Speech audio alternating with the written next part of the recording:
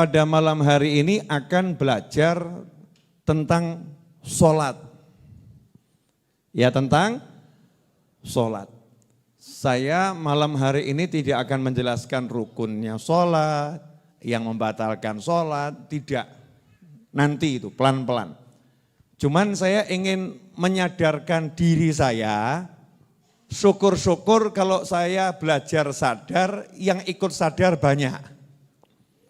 Ya, alhamdulillah. Bahwasannya dalam hidup ini yang terpenting adalah sholat. Yang terpenting adalah sholat. Setelah mengucapkan 2 kalimat syahadat. Yang paling penting adalah sholat.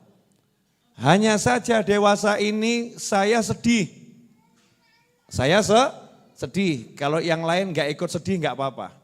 Karena sedih jangan ngajak. Kalau bahagia, ayo ajak. Sedihnya apa? Karena tidak sedikit saat ini yang menjadi perbincangan di medsos. Perbincangan di medsos itu kalam fadhi. Kalau dalam bahasa Arabnya itu. Ucapan yang gak ada manfaatnya buat nanti kehidupan akhirat kita. Ucapan-ucapan yang gak akan menyelamatkan kita nanti di akhirat. Dan ucapan-ucapan yang sering membuat kita celaka di dunia sebelum celaka di akhirat. Na'udzubillah min dzalik.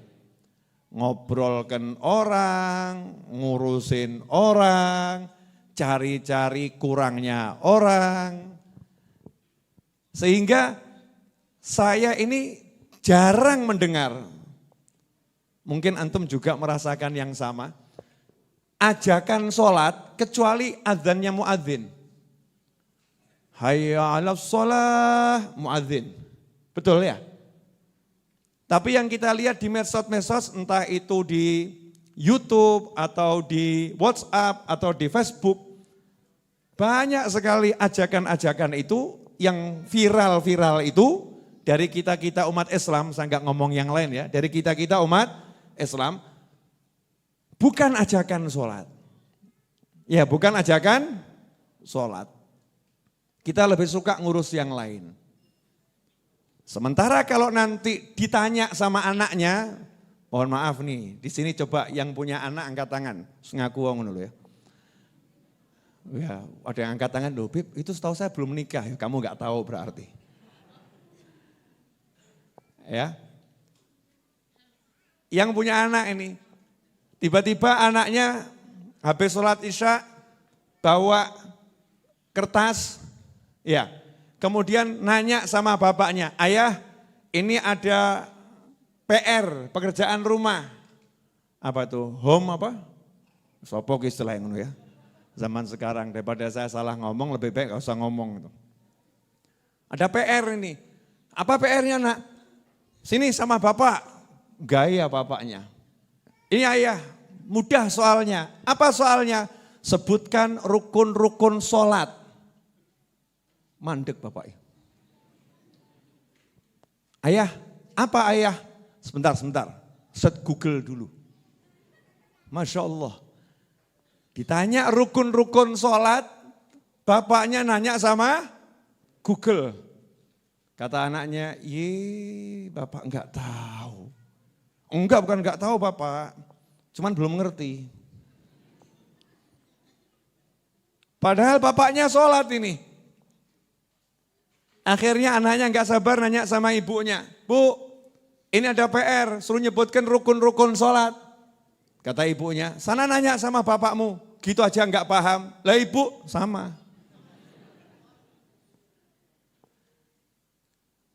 Ayah dan ibunya rukun sholat nanya sama Google.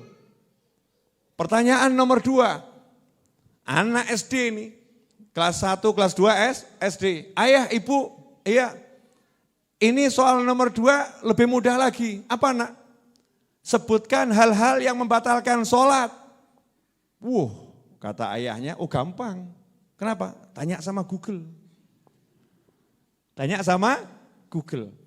Bisa kita bayangkan ketika orang tua yang sudah punya anak kelas 1 SD, kelas 2 SD, tidak pernah menjelaskan kepada anaknya rukun-rukun sholat, tidak pernah menjelaskan kepada anaknya yang membatalkan sholat, tidak pernah menjelaskan kepada anaknya rukun-rukun wudhu, tidak pernah menjelaskan kepada anaknya hal-hal yang membatalkan wudhu.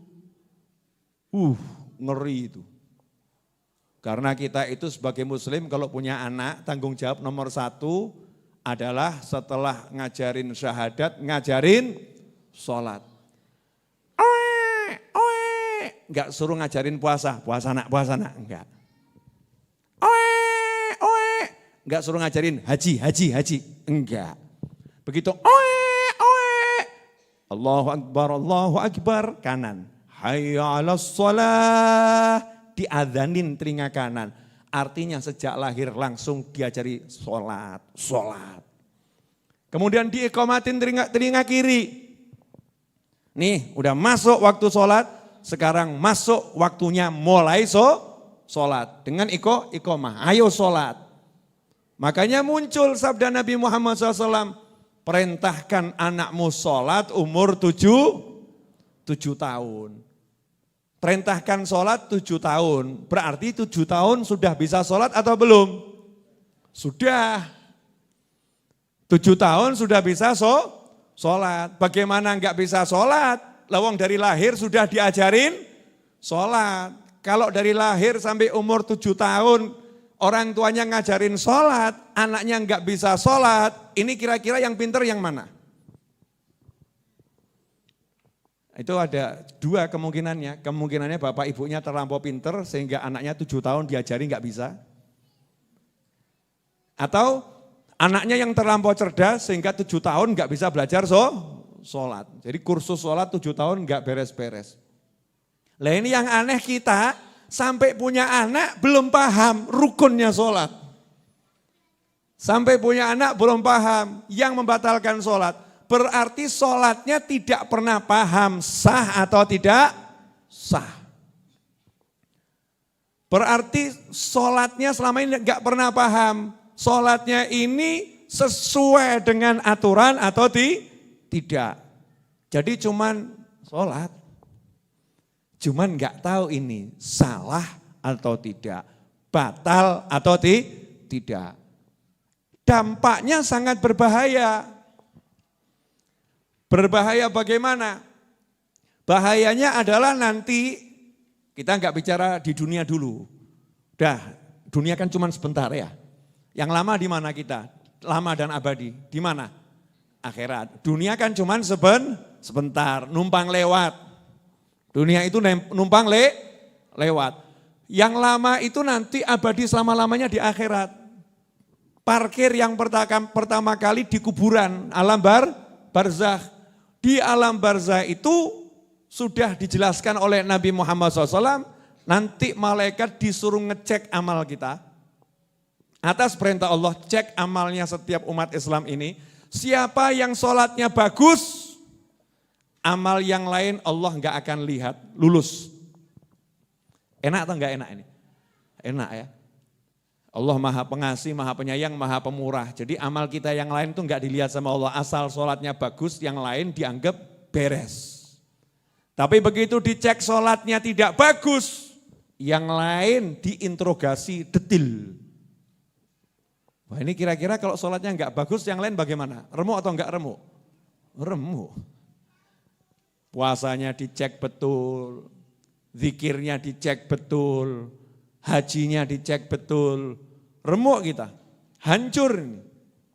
Tapi kalau sholatnya bagus, itu hajinya, umrohnya, puasanya, zikirnya, amalnya apapun sama Allah makbul diterima. Kenapa? Kalau sholatnya bagus, yang lain pasti bagus. Itu sistem langit, sistemnya Allah subhanahu wa ta'ala. Itu di akhirat. Jadi kalau sholatnya benar, bagus, sesuai, akhiratnya aman. Kalau begitu dalam hidup ini paling penting kita mengamankan apa dulu? Mengamankan sholat kita. Berarti seharusnya ilmu yang paling serius kita pelajari ilmu apa? Ilmu Sholat ini hidupku, ini matiku, ini suksesku, ini bahagiaku, ini kemenanganku, ini keuntunganku, ini keselamatanku. Hayya 'alal falah. Panggilannya azan kan begitu. Ayo sholat, ayo ambil kesuksesan. Ayo ambil kesuksesan. Hayya 'alal falah, hayya 'alal falah. Jangan kemudian merenung, waduh itu saya banget itu Bib. Gak ngerti rukun-rukun sholat itu saya banget. Gak apa-apa. Kalau malam hari ini ikut sadar bareng saya, kan saya udah ngomong tadi, saya mau nyadarkan diri saya sendiri. Kalau ikut sadar bareng saya, alhamdulillah. Pulang dari sini nanti kita belajar lagi, apa itu rukun-rukun sholat, apa itu yang membatalkan sholat, apa itu rukun-rukun wudhu, apa itu yang membatalkan wudhu. Nah untuk kehidupan dunia, nah ini mungkin yang lebih menarik buat banyak umat manusia akhir zaman. Jadi buat umat manusia akhir zaman itu kehidupan dunia lebih menarik daripada kehidupan akhirat. Pria-pria tampan yang tambah umur wajahnya semakin rusak. Wanita-wanita cantik yang tambah umur wajahnya semakin gak jelas. Itu lebih menarik buat manusia daripada bidadari yang jelas kecantikannya gak akan pudar dan akan semakin bersinar. Oh coba batin, wah kalimatnya kok indah. Ngerebuk bidadari mas. Kecantikan bidadari gak akan pernah pudar tetapi akan semakin bersinar. Jadi kalau bidadari yang semakin bersinar, surga yang luasnya tiada tara, yang indahnya tak terkira oleh pikiran manusia, itu kalah menarik dengan dunia yang ada di hadapanmu. Ya berarti kita ciri-ciri manusia yang super, titik. Silahkan diisi sendiri. Tapi faktanya memang begitu. Faktanya ini saat ini kita kalau bahas dunia menarik, tolong jawab jujur. Wah, kita makomnya masih makom begini ya jujur apa adanya saja ya. Mana yang lebih menarik? Duduk bahas bidadari atau dapat rezeki 5 miliar? Sorry Beb, bidadari masih jauh, 5 miliar depan mata Beb. Mana yang lebih menarik? Belajar kiat-kiat mendapatkan surga atau kiat-kiat mendapatkan istana di dunia? Oh, mesti ya istana di dunia atau Beb, apalagi lengkap dengan segala isinya dan pendampingnya. Masya Allah Beb, serius. Mana yang lebih rame dikunjungi ketika ada seminar, kiat sukses meraih 1 miliar dalam semalam atau meraih surga dalam 1 menit? Meraih 1 miliar dalam semalam. Ternyata yang dapat yang buat seminar. Karena biayanya mahal. Ikhwani rahimakumullah. Tapi enggak apa-apa. Orang Islam itu Rabbana atina fid dunya hasanatan wa fil akhirati hasanatan wa qina adzabannar. Minta dunia yang enak, minta akhirat yang enak, minta dilindungi dari siksa api neraka. Memang Islam is asyik. Boleh, kamu mau senang di dunia boleh, walaupun mampirnya senang boleh, asik ya. Mampir Beb, tapi mau yang makan yang enak-enak, oh boleh. Di dunia betul Beb mampir, tapi ya mampir yang mau senang-senang, oh boleh. Ya dalam taat ada kesenangan. Dan kesenangan yang paling senang dalam taat. Lah masalahnya di sini. Siapa yang sholatnya enggak beres, enggak akan pernah mendapatkan kesenangan dalam kehidupan dunia ini. Kesenangan dalam arti yang sebenarnya. Senang yang tampak dilihat orang lain itu hanya fata morgana. Kalau dideketi sebetulnya enggak senang orangnya. Senangnya itu senang yang cuman di angka, tapi begitu dilihat dalam jiwa hampa belaka. Ini Habib Novel malam ini masih suka berpuisi saudara-saudara.